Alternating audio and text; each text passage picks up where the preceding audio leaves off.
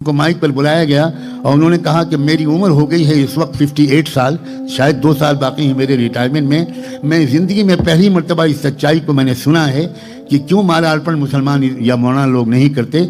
मैं सज्जाद नुमानी साहब की इस बात पर हाँ में हाँ मिलाते हुए कहती हूँ, आज से मैं किसी भगवान के फोटो पर माला अर्पण नहीं करूँगी।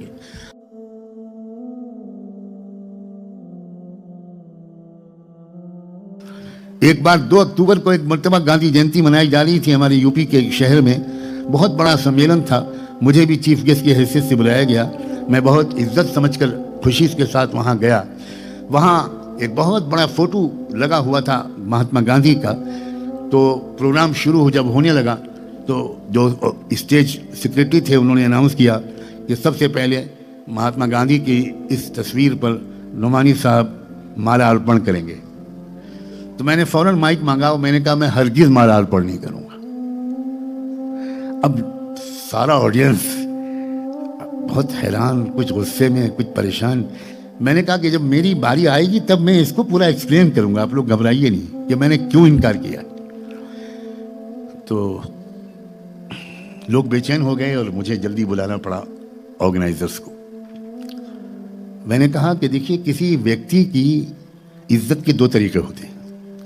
उसको रेस्पेक्ट पे करने, ऑफर करने के 2 तरीके होते हैं। एक तो ये कि आप उसकी टीचिंग्स पर अमल करें, जो आपकी 24 घंटे की लाइफ को मैनेज करेगी, गाइड करेगी। और एक तरीका यह है कि आप साल भर तो मौज मस्ती में गुजारें उसकी टीचिंग्स के बिल्कुल खिलाफ, और उसकी जयंती के दिन में माला अर्पण कर दें उसकी मूर्ति या फोटो पर।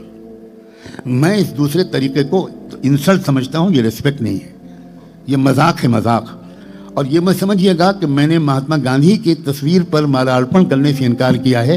आप अगर सामने खाने काबा की तस्वीर लाकर रख दें तो मैं कसम है खुदा की कि मैं उस पर भी माला अर्पण नहीं करूंगा।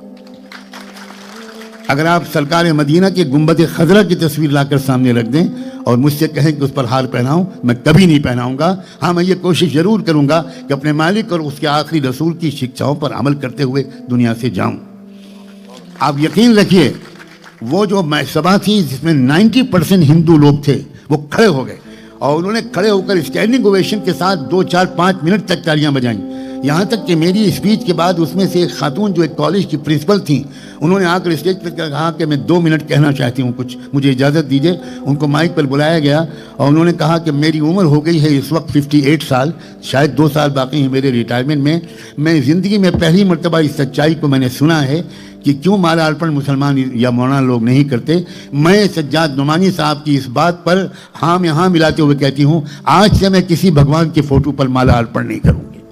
आज से मैं उसे एक मालिक को ढूंढूंगी, वो तलाश करूंगी और नुमानी साहब से कहूंगी कि मुझे उस मालिक तक पहुंचाने में मेरी मदद करें। मैं यही कहने के लिए आई थी। बहुत बहुत शुक्रिया।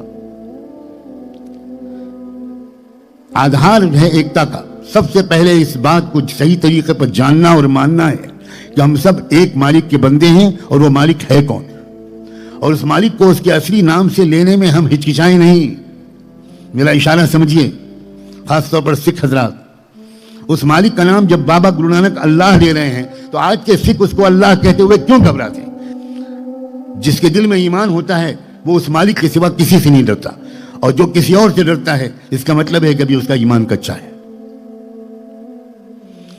हम सब के मालिक एक है, वो रहमान है, वो रहीम है, वो कृपाशील है, वो दयालु है, वो माफ करने वाला है, वो सब कुछ जानने वाला है, हमेशा से था और हमेशा रहेगा। वो निराकार है, उसकी मूर्ति नहीं बनाई जा सकती, उसकी शक्ल सूरत नहीं है।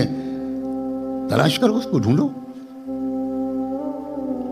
दूसरा आधार, समय के आभार की वजह से मैं अपनी बात को शॉर्ट करते हुए कहता हूं कि दूसरी बुनियाद है एकता की, वो ये है कि हम सब एक माँ बाप की औलाद है। कोई दुनिया में साबित कर दे, कोई बड़े से बड़ा साइंटिस्ट साबित कर दे कि हम अलग अलग माँ बाप की संतानों से। और भारतवासी होने की हैसियत से तो हमें एक और गौरव हासिल है, वो ये है कि हमारे माँ बाप जब स्वर्ग से उतारे गए थे तो अरब में नहीं भेजे गए थे, भारत में उतारे गए थे। बहुत सोचने की बात, इस बात को मुसलमान भी नहीं जानते। श्रीलंका का वो इलाका जो आज श्रीलंका में है, जहां हजरत आदम को उतारा गया था, वो श्रीलंका में आज है। आज भी वहां एडम्स ब्रिज के नाम से एक ब्रिज मौजूद है। पूरी यादगार मौजूद है। हिस्टोरियंस ने रिसर्च करके साबित किया है। तो जब स्वर्ग से निकालकर इस दुनिया में पहले इंसान को खुदा ने उतारने का फैसला किया, तो जिस देश को उसने चुना वो भारत था। यह हमारे भारतीयों के लिए फख्र की बात है। हम एक माँ बाप की औलाद हैं, तो क्यों हम इतना दूर दूर रहते हैं, क्यों अलग थलग रहते हैं, क्यों हमारे एक दूसरे के साथ मिलना जुलना क्यों कम हो गया है, एक दूसरे के घर जाना, एक दूसरे के पारिवारिक हमारे रिश्ते क्यों टूट गए।